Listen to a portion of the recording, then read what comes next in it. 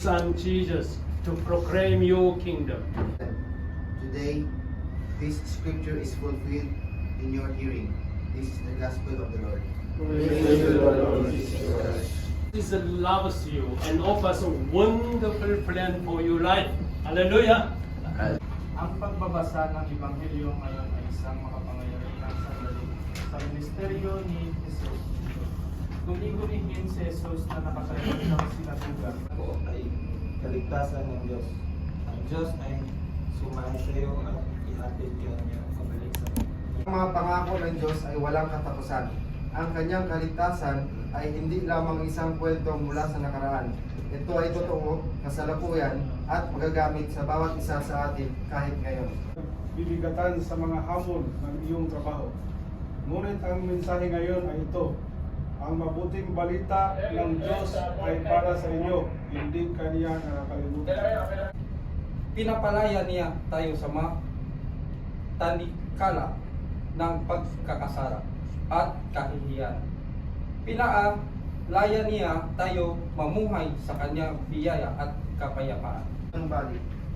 Nakita niya ang pagkasira ng ating buhay at nagkaalok siya ng kagalingan.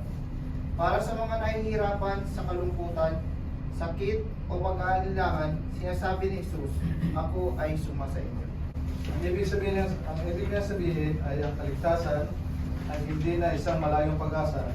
Ito ay narito ngayon at magpakailanman. Ang parehong pangako ay para sa iyo ngayon. God's salvation is real. He is your anchor in the storms, your lighthouse in the dark, and your safe harbor. Hallelujah! Lift up your heart. We lift up to the Lord. Let us give thanks to the Lord our God.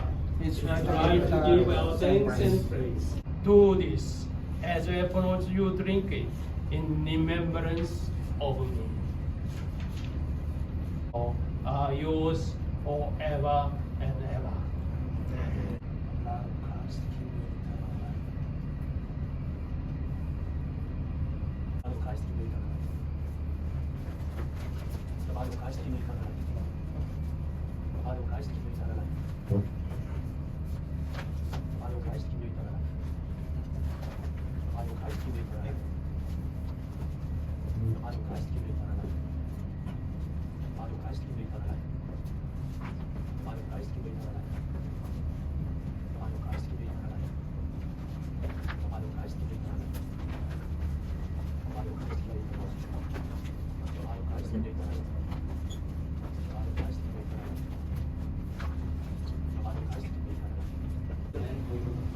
When we feel weak, remind us of your strength.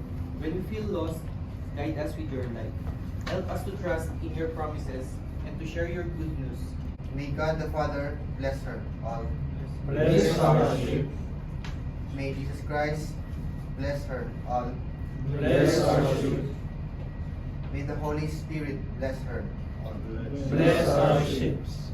Our help in the name of the Lord, who has made heaven and earth. Go in peace to love and serve the Lord.